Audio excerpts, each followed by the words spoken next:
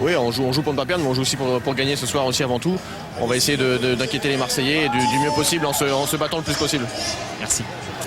Et voilà l'entrée des deux équipes dans un Parc des Princes à guichet fermé avec une très belle animation également dans les tribunes. Il y a eu des incidents 1 heure avant le début du match. Les CRS sont même rentrés sur la pelouse, mais depuis tout est calme et tout est beau. Regardez si c'est beau, ce tifo.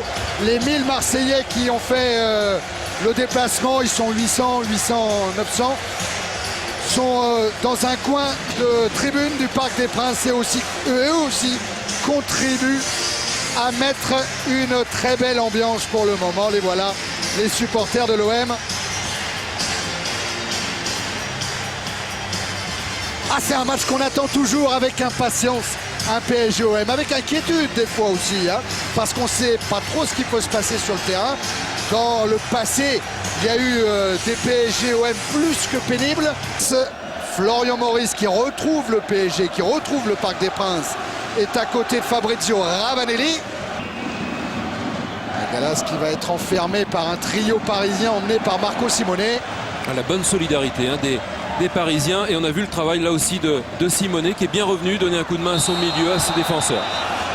Ouais, et bien là il ne faut pas que Florian Maurice il en rajoute non plus, c'est pas la peine de faire une course de 20 mètres pour venir dire à Simone qu'il avait fait une faute. Là encore, Monsieur Sars maîtrise parfaitement la situation. Il a donné coup franc à Marseille.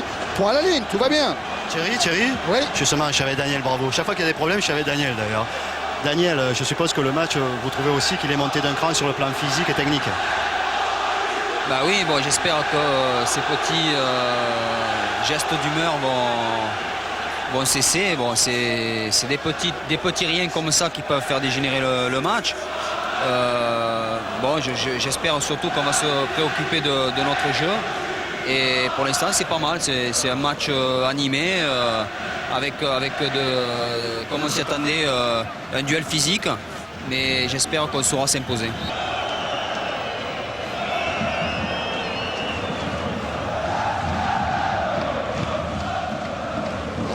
Atana, Carotti, ça peut profiter à Florian Maurice, tête à tête avec la main, et but 21e minute de la première période, but de Florian Maurice. Joué entre Simone et Janowski, centre de Simone, renvoyé par Blanc. Elle a manqué son contrôle, Algerino, ça profite à Maurice. Ravanelli, s'il sent sur sa droite, il l'a vu. Robert Pires face à Bruno Carotti. Robert Pires dans la surface de réparation. La frappe de Maurice. Il a un petit peu trop ouvert son pied. Edson, bon, qui continue à s'échauffer par rapport à Gallas, mais surtout Daniel Bravo. Donc est-ce qu'on veut enlever un attaquant ou est-ce qu'on va faire tourner un milieu? Ouais, attention à Adelton, parfaitement cadré, non pas cadré, j'allais dire parfaitement croisé, un tout petit peu trop, mais quelle belle action pour Adelton. Ouais, c'est allé très vite, et puis rappelez-vous, Adelton, c'est un gaucher. Belle frappe du pied gauche, il est gêné évidemment par Laurent Blanc, il n'a pas la même liberté que Florian Maurice en première mi-temps à peu près au même endroit, et ce tacle de Laurent Blanc suffit à gêner même si la frappe est de très peu à côté. Oui, sur Marco Simone. Algerino, Cissé, montée de Gallas devant Aliou Cissé. Simone à l'entrée de la surface de réparation. Hors-jeu. Pas hors-jeu, parce que cette tête, hors-jeu signalé. Voilà. En tout cas, le hors-jeu est signalé. Oui, signalé tout de suite, on va voir. Monsieur Renaudin, tout là-bas. Oui, quand je dis hors-jeu, c'est que je ne prends pas position. Non, hein, je vois le drapeau se lever tout de suite. Voilà, oui. Ah là, je suis bien incapable de vous dire s'il y avait hors-jeu ou pas. En tout cas, monsieur Renaudin, lui, il a levé son drapeau. On va regarder. Eh ben, il n'y a pas hors-jeu. Non, il n'y a pas hors-jeu quand le ballon quitte le pied. Quand le ballon quitte le pied de Marco Simone, regardez, il est parfaitement sur la même ligne. Et sur la même ligne, c'est pas hors-jeu. Oui, il n'y a pas hors-jeu. PSG maudit. Et Bruno Rodriguez va rentrer, comme l'annonçait tout à l'heure Philippe Bergerot. Changement, sortie d'Adelton, rentrée de Rodriguez.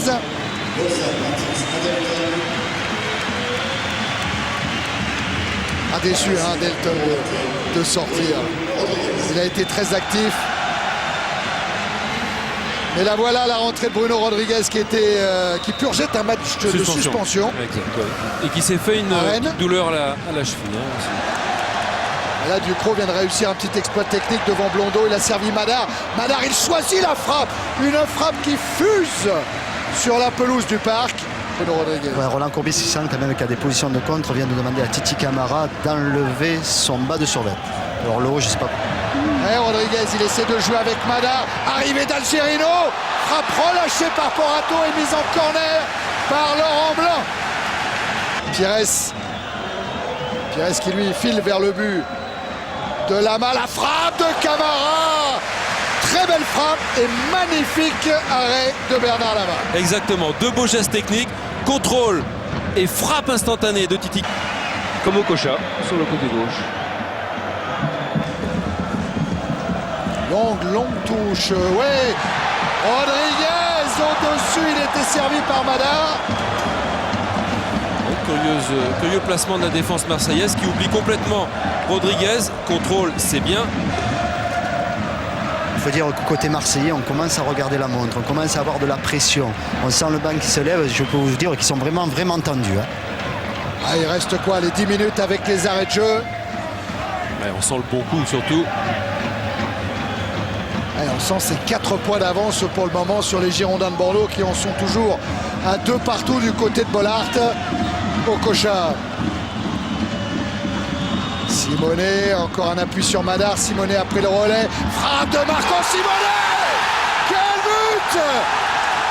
Quel but de soudaineté, de précision de Marco Simonet qui permet au Paris Saint-Germain de revenir à un but partout. Eh ben, ils avaient la pression, les Marseillais. Laurent vous le racontait tout à l'heure. Roland Courbis sentait qu'un mauvais coup pouvait arriver. Et Simonet, là, il est allé provoquer les supporters de l'Olympique de Marseille.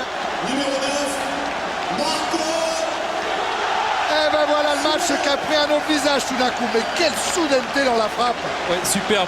Okocha au départ, 1-2 avec Madar. Simonet qui s'infiltre, on vient pas côté marseillais l'attaquer, on le laisse trop libre. Regardez, de déclencher sa frappe, il est à 18 mètres.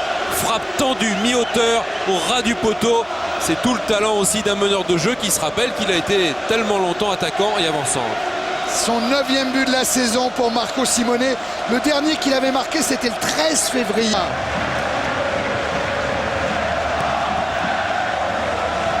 Lama qui relance sur Okocha. Le roi Okocha. Okocha vers Rodriguez. Interception. Laurent Blanc. Bravo. Puis Luxin. Luxin qui a évité Simonet, mais qui se heurte à Leroy. Madar. Directement pour Rodriguez qui a évité Porato. Et but de Bruno Rodriguez qui permet au Paris Saint-Germain de mener 2-1. C'est le 4e but à Paris pour Rodriguez. Tous ces buts ont été inscrits à domicile. Marco Simonet plane. Renversement de situation incroyable au bénéfice de l'équipe de Philippe Bergerot. Et Rodriguez qui a toujours sous son maillot la photo de son enfant, mais qu'il a été bien lancé. Oh ouais, il est bien lancé, surtout c'est un ballon perdu un petit peu bêtement par les Marseillais, par Peter Luxin dans l'entrejeu. Et Rodriguez qui profite de cet excellent ballon donné par... j'ai pas vu, mais c'est donné par Madar, voilà, qui lui donne un ballon au millimètre. Et qui sur ce contrôle va éliminer la défense marseillaise. Nouveau contrôle pour éliminer Porato. Et c'est incroyable parce qu'il y a quelques minutes Marseille menait. Ensuite Paris Saint-Germain égalise. Bordeaux marque un but et Marseille en encaisse un deuxième. Incroyable retournement de situation. Ouais, et Bordeaux pour le moment possède un point d'avance sur l'Olympique de Marseille au classement. Et une meilleure différence de but de... Alors plus 34 pour Bordeaux, plus 26 pour Marseille. Mais c'était pas fini, attention encore à Okocha. Okocha face à Blondeau. Et Okocha, il a dribblé extérieur, le centre pied gauche. Madar dans la tête.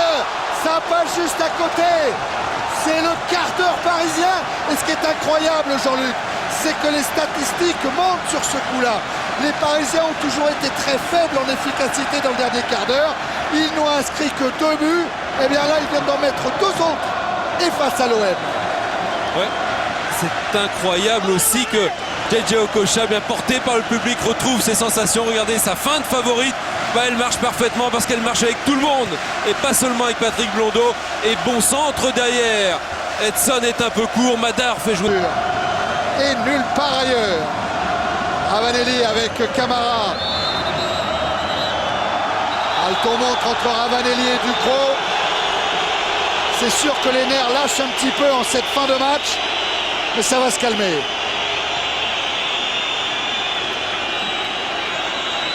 Je vous parlais de la dernière victoire du Paris Saint-Germain le 21 avril 90. Non seulement c'est la dernière victoire en championnat, parce qu'il y a une victoire en Coupe de France en 95, 2-0 du PSG, mais en championnat, il faut remonter à 9 ans. Ben, figurez-vous, Jean-Luc, à cette époque-là, Marseille était leader du championnat, que Bordeaux était deuxième. Vous n'avez pas annoncé que Bordeaux gagnait au même moment? Et cette année-là, qui était devenu champion de France? Bordeaux. Non, Marseille. Marseille. Ah, c'est pour ça, tout est compliqué, tout est beau, tout est beau. Laurent Blanc joue le coup franc avec une tête de Camara. Oh, Ravanelli, il n'a pas pu exploiter cette hésitation. Il va peut-être Camara face à la main. Et là-bas qui parvient à repousser le ballon. Oh, quelle fin de match. Camara. C'est génial, le foot, c'est génial. Camara qui s'arrache pour aller conquérir ce ballon, pour aller provoquer Lama, et Lama qui va venir faire rempart, qui a giclé pour venir. La remise en jeu sera marseillaise.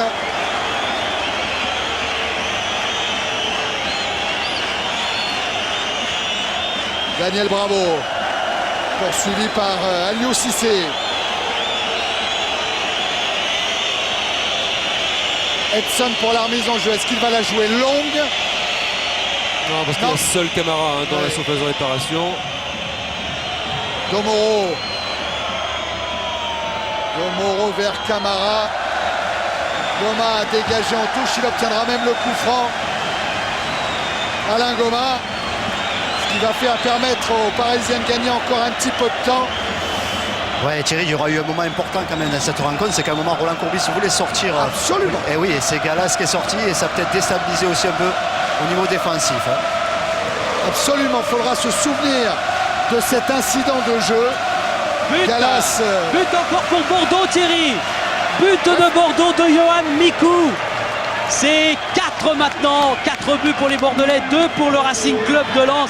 Mikou et Wiltord, dont on avait beaucoup parlé, ils ne marquaient plus, ils ne faisaient plus grand chose. Eh bien ce sont eux qui donnent la victoire ce soir ici sans nul doute face aux Lensois. 4-2 pour l'instant, il reste 3 minutes d'arrêt de jeu. et vous avez vu les bras levés de Marco Simone, la déception de Roland Courbis. C'est fini ici au Parc des Princes. Le Paris Saint-Germain s'est imposé 2 buts à 1. Thierry. Ouais, Laurent. À Moscou. Merci. Marco Simone, entouré par les supporters du Paris Saint-Germain.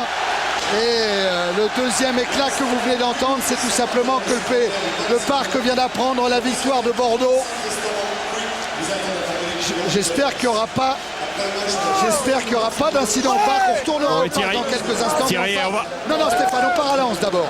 Stéphane. Oui, avec Marco Simone. Marco, ce but, c'est votre cadeau d'adieu au Paris Saint-Germain? Non, c'est un cadeau. C'est un cadeau.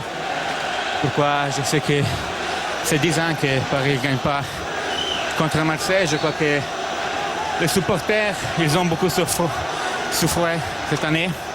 Je crois qu'on pouvait seulement donner un cadeau comme ça. C'est la chose plus beau qu'on pouvait gagner, on pouvait donner à dernier moment. Vous avez retrouvé ce soir une ambiance à l'italienne, Marco? Mais je crois que toute l'année, Paris a vu une ambiance italienne. Ils étaient toujours très chauds avec nous, les supporters. Et je crois que c'est eux la victoire et ils méritent ça. Paris est sauvé? Paris est sauvé. Ouais, Paris est sauvé, Marco. 39 points pour le Paris Saint-Germain qui accède à la 8e place provisoire, hein, bien entendu, vous en apercevez. Vous allez vous en apercevoir avec le tableau que va vous proposer Jean-Jacques Msalem après ce beau ralenti sur Marco Simone. Oui, Paris jouera la saison prochaine en première division. Montpellier a fait match nul à domicile contre Metz. Les deux équipes comptent 39 points à 6 points de Lens.